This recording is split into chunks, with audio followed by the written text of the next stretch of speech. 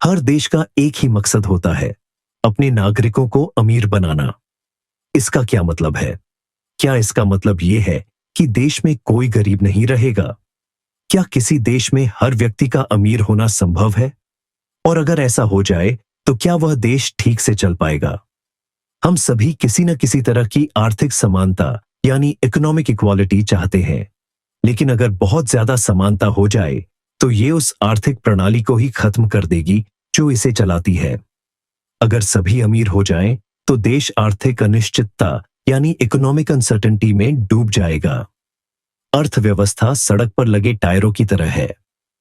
अगर घर्षण बहुत ज्यादा हो तो गाड़ी रुक जाती है, और अगर बहुत कम हो तो अर्थव्यवस्था नियंत्रण से बाहर होकर फिसल जाती है।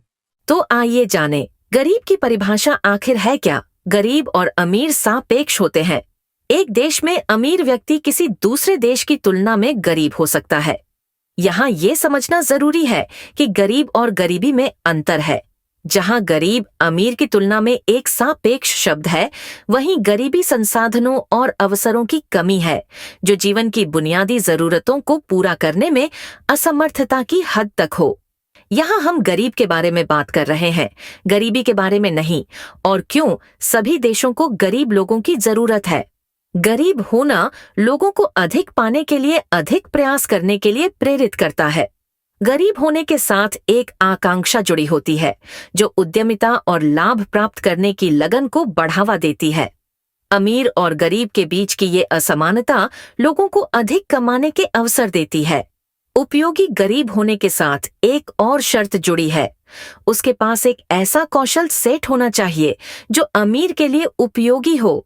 उस कौशल सेट को हासिल करने में विफलता अमीर की आवश्यकताओं को पूरा करने के अवसर को खत्म कर देगी।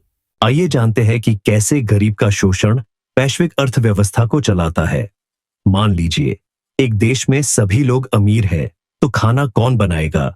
उनकी कारें कौन चलाएगा? उन आलीशान हवेलियों को कौन साफ करेगा? बगीचों की देखभाल कौन करेगा? रोजमर्रा की जरूरत का सामान बेचने के लिए कैश रजिस्टर के पीछे कौन बैठेगा?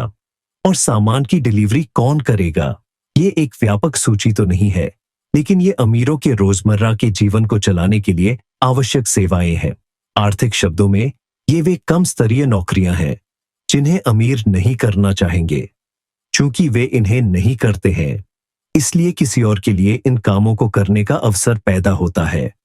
गरीबों को इन सेवाओं के लिए कितना भुगतान किया जाएगा, ये किसी निश्चित गुणवत्ता के लिए मांग और आपूर्ति का विषय है। एक नैनी का वेतन सामान्य दाई यानी बेबीसिटर से अधिक होता है, लेकिन ये निश्चित है कि नैनी अपने नियोक्ता यानी एम्प्लॉयर जितनी अमीर नहीं हो सकती। लाभ अधिकतम करना और शोषण। कौशल सेट यानी स्किल सेट्स के एक बड़े बाजार में, जहां आपूर्ति अधिक है, गरीबों को अवसर तो मिलते हैं, लेकिन वेतन कम मिलता है। समाज विज्ञान के संदर्भ में इसे शोषण कहा जा सकता है। ये अपरिहार्य है, क्योंकि लाभ को अधिकतम करने यानी कि प्रॉफिट मैक्सिमाइजेशन की चाहत में अमीर ज्यादातर मामलों में इन नौकरियों को आउटसोर्स कर देते हैं। बहुत हद तक यही वह वर्तमान मॉडल है जिस पर आज दुनिया फल फूल रही है। चीन वह विनिर्माण केंद्र यानी मैन्युफैक्चरिंग हब है जो कड़ी मेहनत कर रहा है। देश के झंडे बनाने से लेकर हाईटेक दूरसंचार इलेक्ट्रॉनिक्स तक चीनी अपने प्राकृतिक संसाधनों और अपनी विपन्न आबादी यानी इम्पोवरिश्ड पॉपुलेशन का उपयोग करते हैं। हालांकि समय के साथ उन गरीबों को पैसा मिला है और वे आर्थिक सीढ़ी पर ऊपर चढ़े हैं। अमीर देशों का एक समान आउटसोर्सिंग मॉडल मुख्य रूप से अमेरिका और कनाडा के लिए मेक्सिको, ग्वाटेमाला पर लागू होता है। भारत, बांग्लादेश, मिस्र और श्रीलंका दुनिया भर के अमीर देशों की सेवा करने वाले गरीब देश हैं। चाहे वह बदबूदार चमड़े के कारखाने हों, भीड़ भाड़ वाली गारमेंट फैक्ट्रियां हों, थका देने वाली चाय की पत्तियां तोड़ने की मजदूरी हो या कपास की बुनाई हो, अमीर देश इन सेवाओं के नियोक्ता और खरीदार है। अमीर इन सेवाओं का उपयोग करने में लागत लाभ यानी कॉस्ट बेनिफिट देखते हैं। विडंबना यह है कि यही काम कभी उनके अपने देश के नागरिक अधिक लागत पर करते थे, जिसे अब आउटसोर्स कर दिया गया है। यूनाइटेड किंगडम का मैनचेस्टर कपड़ा निर्माण का केंद्र था, और शेफील्ड स्टील के कामों के लिए।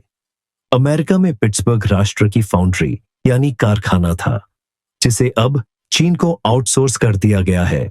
वर्तमान में उन्हीं के नागरिक बेरोजगार हैं, जो उन्हें अपने ही देश में गरीब बना रहे हैं। सबसे गरीब को सबसे सस्ता काम करने के लिए खोजने का ये चक्र अमेरिका, यूरोप और मुख्य रूप से विकसित अर्थव्यवस्थाओं द्वारा खेला जा रहा है। वैश्वीकरण काम की जगह की परवाह किए बिना लाभ को अधिकतम करने के लिए सस्ते अवसरों की खोज के साथ काम करता है। विकासशील देशों को शामिल करने वाले वैश्वीकरण मॉडल को सरल बनाने वाला एक उपयुक्त उदाहरण गारमेंट्स की कहानी है। विकसित देशों में बिकने वाले सभी प्रमुख ब्रांड चीन, भारत, बांग्लादेश, कंबोडिया, फिलीपींस और श्रीलंका में बनाए जाते हैं। यदि ये महिलाओं के हैंडबैग या जूते जैसी कोई लग्जरी वस्तु है, तो धनी नियोक्ताओं को अपने उत्पादों पर 100 गुना तक मुनाफा मिल सकता है और मुनाफा कुछ हजार गुना तक बढ़ जाता है। सह अस्तित्व और अवसर। अच्छी बात यह है कि यदि वे अमीर शोषण नहीं करते तो गरीब को उस बड़े अवसर का छोटा सा हिस्सा भी नहीं मिल पाता। धन के नीचे रिसने के प्रभाव यानी ट्रिकल डाउन इफेक्ट का चीन पर सकारात्मक असर पड़ा है। इसने लगभग 80 करोड़ लोगों को गरीबी के चंगुल से बाहर निकाला है। प्राकृतिक भागीदारों के रूप में अमीर और गरीब दोनों को एक साथ रहना होगा, जैसा कि इस समग्र तस्वीर में देखा गया है। जब अमीर देशों को यह पता चलता है कि उनके अपने नागरिक महंगे हैं और कहीं और सस्ता है, तो वे अपना आधार बदल लेते हैं। जिन सेवाओं को स्थानांतरित नहीं किया जा सकता, उनके लिए अमीर देश बाहर से गरीबों का आयात करते हैं। वे सबसे अच्छे कौशल सेट वाले गरीब लोगों को लाने के लिए विंडर्स और H1B जैसे कार्यक्रम चलाते हैं। यूरोपीय संघ ने 2010 में रोमानिया और बुल्गारिया के लिए दरवाजे खोल दिए। ये यूरोपीय संघ के 2 सबसे गरीब देश थे। इससे पहले पोलैंड को संघ में अनुमति दी गई थी। इस कदम के कारण गरीब लोगों का बड़े पैमाने पर पलायन हुआ, जो सस्ते में नौकरी करने के लिए यूके आए।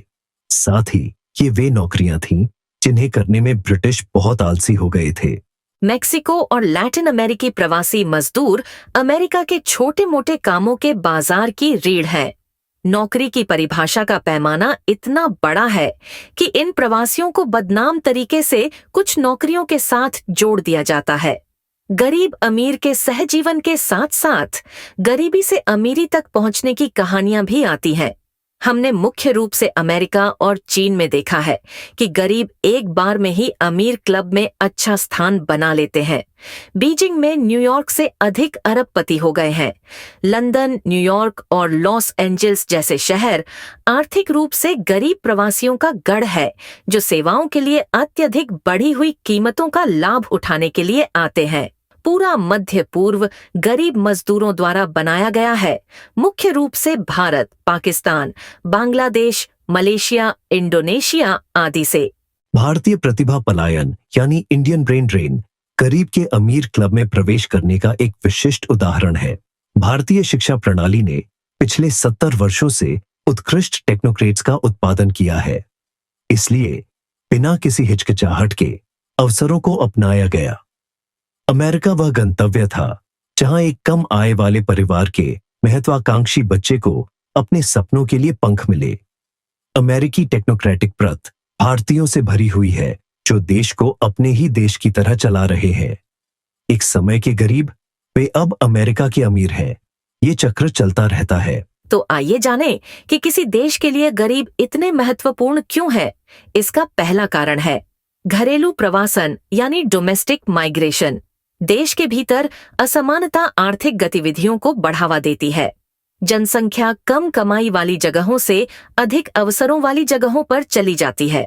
प्रवासी मजदूर अलग अलग मौसमों में खेतों में काम करते हैं। ये घटना सभी देशों में प्रचलित है। लोग छोटे मोटे कामों के लिए बड़े शहरों की ओर जाते हैं, जहां उन्हें उसी काम के लिए अधिक भुगतान मिलता है। लेकिन इसका मतलब ये नहीं है कि ये घटना केवल विकासशील देशों के शहरों पर लागू नहीं होती है। बीजिंग, नई दिल्ली, इस्तांबुल, मुंबई, जकार्ता आदि घरेलू प्रवासन के गंतव्य हैं। ये शहर उन अल्पकालिक और दीर्घकालिक प्रवासियों से भर जाते हैं जो समृद्ध शहरों की कम स्तरीय नौकरी प्रोफाइल का समर्थन करते हैं। मुंबई में शहर की आधी से अधिक आबादी प्रवासी है। बहुत से लोगों ने मुंबई को अपना घर बना लिया है क्योंकि कई पीढ़ियों को इसके गतिशील और लचीले व्यावसायिक माहौल में आजीविका मिली है। गरीबी से अमीरी तक की कहानियां सड़कों पर बिखरी पड़ी हैं और असमानता को पार करने की ये यात्रा कई अन्य लोगों के लिए प्रेरणादायक है। इन उदाहरणों में एक बात आम है, काम की परिस्थितियों की शिकायत किए बिना कड़ी मेहनत करना।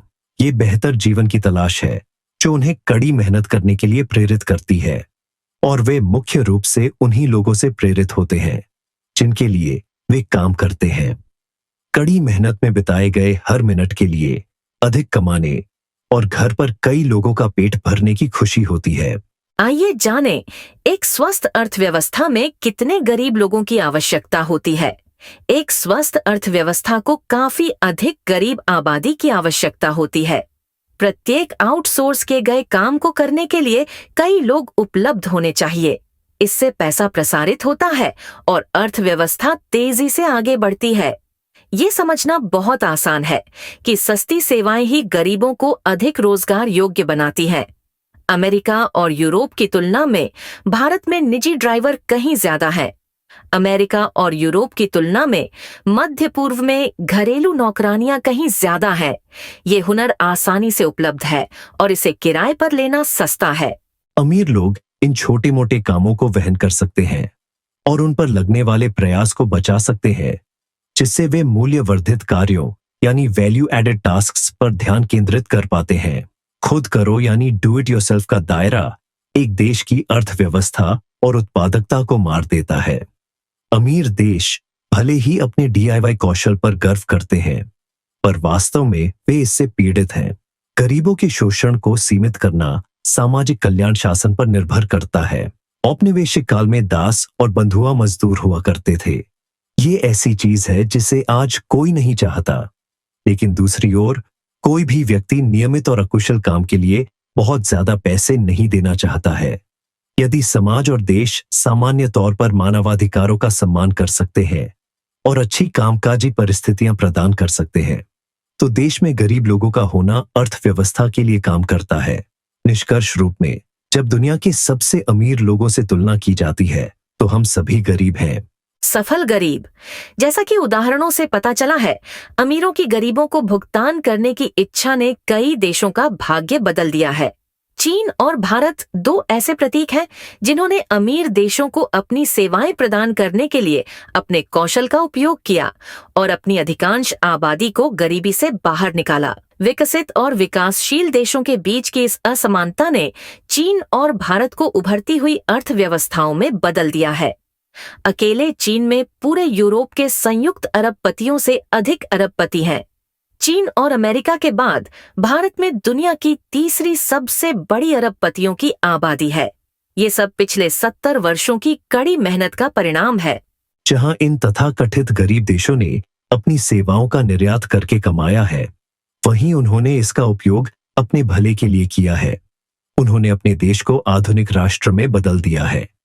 उन्होंने कई क्षेत्रों में विश्व नेता बनने के अपने उद्देश्यों को आगे बढ़ाया है।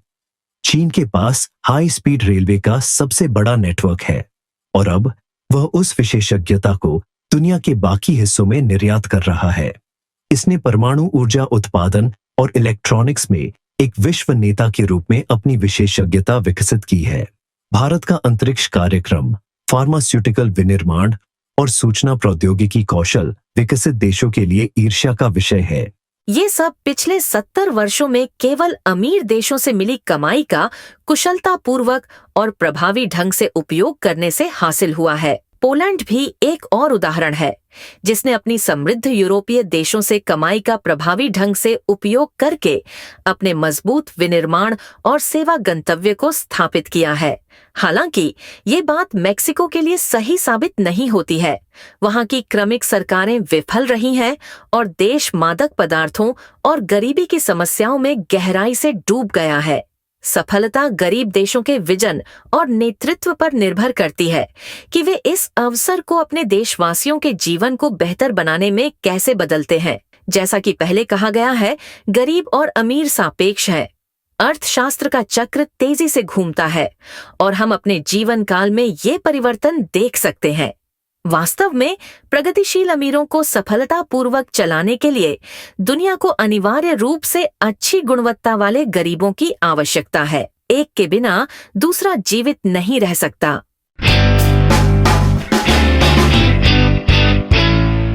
तो ये था एक्सपर्ट एक्स का एक और संस्करण। ऐसे अन्य विषयों के लिए हमसे आगे भी जुड़े रहिए। धन्यवाद।